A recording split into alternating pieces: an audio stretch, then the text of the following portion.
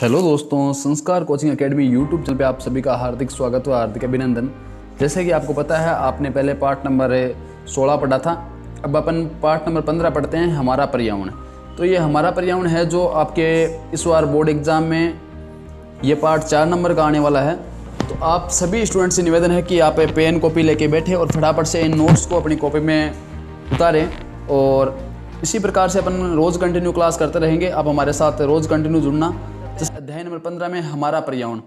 पर्यावरण का मतलब वे सभी चीज़ें होती है जो हमें घेरे रहती है। सभी जैविक व अजैविक घटक शामिल होते हैं इसमें। जैसे जैविक व अजैविक घटकों के पारस्परिक मेल से परितंत्र बनता है। यानी पारस्परिक जो मेल होता है उससे क्या बनता है? पारितंत्र बनता है। एक पारितंत्र में जीव भोजन के लिए एक दूसरे पर निर्भर करता है। यानी एक पारितंत्र है, उसमें भोजन के लिए जीव है जो एक दूसरे पर निर्भर करते हैं, जिससे आहार श्रृंखला व आहार जाल बनते हैं।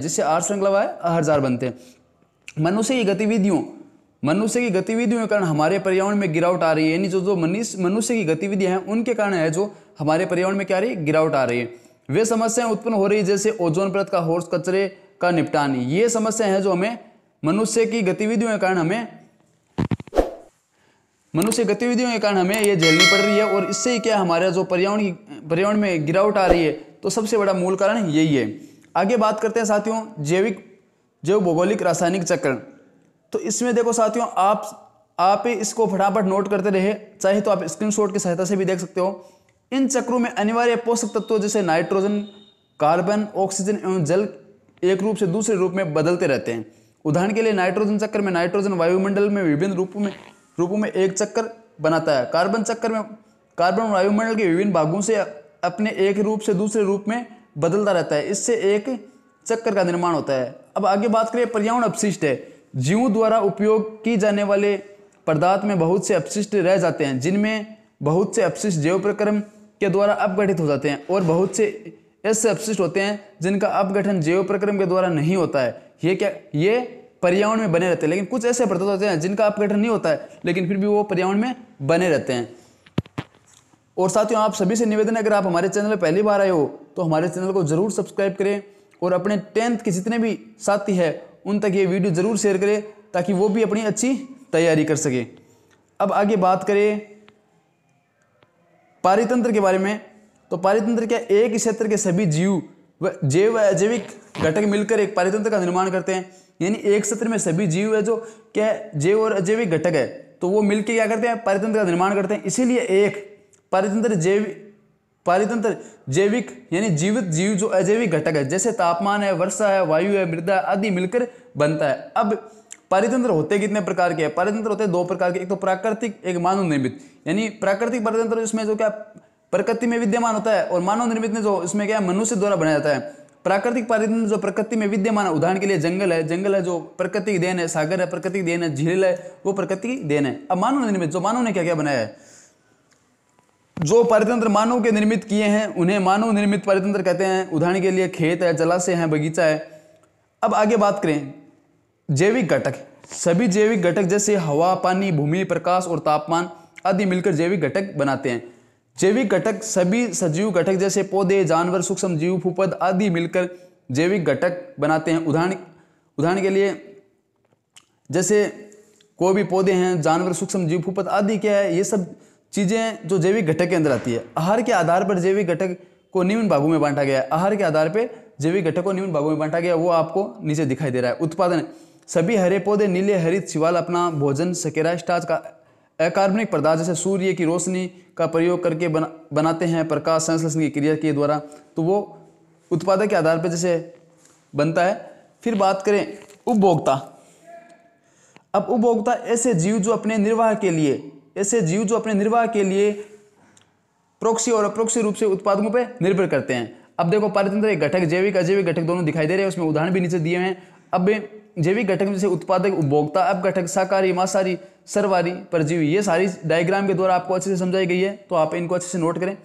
अब उपभोक्ताओं को निम्न प्रकार में बांटा गया है। जैसे शाकाहारी, पौधों के पत्ते में खाने वाले जैसे बकरी है, हिरण है। मांसाहारी में क्या है? मांस खाने वाले जैसे हिरण, मगरमच्छ। सर्वहारी में क्या है? पौधे व मांस दोनों खाने वाले जैसे कुआ, मनुष्य। अब परजीवी क्या है? दूसरे जीव के शरीर में रहने वाले, भोजन लेने वाले जैसे जू, अमरबेल। अब देखो अपघटक फूफद जीवाणु जो कि मरे हुए जीव पौधे जटिल पदार्थों सरल पदार्थों में विघटित कर देते हैं। इसी प्रकार के अपघटन स्रोत की भरपाई में मदद करते हैं। अब आहार श्रृंखला में बात करें, आहार श्रृंखला एक ऐसी श्रृंखला है जिसमें एक जीव दूसरे जीव है जो जीव को भोजन के रूप में खाते हैं। जैसे उदाहरण के लिए घास है, हिरण है, शेर है, ये क्या है एक दूसरे पे निर्भर करते हैं। अब घास को हिरण खा सकता है, हिरण को शेर खा सकता है, तो ये क्या है एक दूसरे पे निर्भर है। एक आहार श्रृंखला में उन जैविक घटकों को जिनमें ऊर्जा का स्थानांतरण होता है वो पोषक स्तर कहलाता है। आहार श्रृंखला में ऊर्जा का स्थानांतरण एक दिशा में होता है। हरे पौधे सूर्य की ऊर्जा को 1% भाग जो पत्तियों पर पड़ता है वो क्या है अवशोषित करती है। वो क्या करती है एक दूसरी चीजों को क्या करती है अवशोषित करती है। तो आप सभी से निवेदन है ज्वाइन करें संस्कार कोचिंग एकेडमी सुजानगढ़। और अगर आप अभी तक हमारे व्हाट्सएप ग्रुप से नहीं जुड़े हो तो आपको यहाँ पट्टी में दिखाई दे रहा है ज्वाइन संस्कार कोचिंग एकेडमी सुजानगढ़ और कॉन्टैक्ट नंबर आपको दिखाई दे रहे हैं। और इसी प्रकार से हमारे साथ कंटिन्यू क्लास करते रहे और अच्छी से अच्छी तैयारी करते रहे। आगे बात करें तो 10% नियम एक पोषक स्तर से दूसरे पोषक स्तर में केवल 10% ऊर्जा का स्थानांतरण होता है, जबकि 90% ऊर्जा वर्तमान पोषक स्तर में जैव क्रियाओं में उपयोगी होती है। उपभोक्ता के अगले स्तर के लिए ऊर्जा की बहुत से कम मात्रा में उपलब्ध हो पाती है। अतः आहार श्रृंखला में सामान्य 3 अथवा 4 चरण होते हैं। जैव आवर्धन क्या है? आहार श्रृंखला में हानिकारक रासायन की मात्रा में एक पोषक स्तर से दूसरे पोषक स्तर में जाने पर वृद्धि होती है। ऐसे जीव आवर्धन होते कहते हैं। ऐसे रासायनों की सबसे अधिक मात्रा में मानव शरीर में होती है। आहार जाल क्या है? आहार श्रृंखलाएं आपस में प्राकृतिक रूप से जुड़ी होती है जो एक जाल का रूप धारण कर लेती है, उसे आहार जाल कहते हैं। अब आगे बात करें पर्यावरण की समस्याएं क्या है? पर्यावरण में जो बदलाव हो रहा है, बदलाव हमें प्रभावित करता है और जो हमारी गतिविधियां पर्यावरण को प्रभावित करती है। जो अपनी गतिविधियां वो क्या करती है पर्यावरण को प्रभावित करती है। इसमें पर्यावरण में धीरे धीरे गिरावट आ रही है जिससे पर्यावरण की समस्या उत्पन्न होती है, जैसे प्रदूषण है, वनों की कटाई। इससे क्या है हमारे पर्यावरण में अनेक सी समस्याएं आ रही है। अब आगे बात करें ओजोन परत। ओजोन परत आपके सामने दिखाई दे रहा है तो इनको अच्छे से पढ़ें।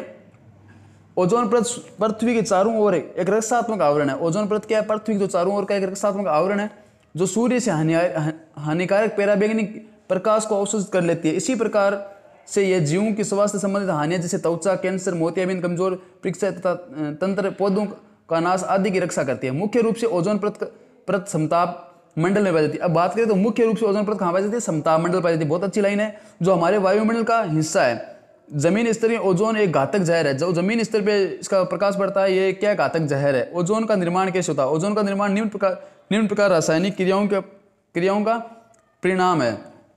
अब बात करें तो ओजोन परत का ह्रास 1985 में पहली बार अंटार्कटिक में ओजोन परत की मोटाई में कमी देखा गई, जिसे ओजोन के छिद्र के नाम से जानाता है। ओजोन की मात्रा में एक तीव्रता से गिरावट का मुख्य कारण मानव संश्लित रासायनिक क्लोरोफ्लोरोकार्बन यानी CFC को माना गया। यानी मुख्य कारण किसे माना गया? CFC को, जिनका उपयोग शीतलन या अग्निशामक के लिए कहते हैं। यानी जो ठंडी चीजें जैसे रेफ्रिजरेटर वगैरह में जो गैस भरी जाती है उसको माना गया है।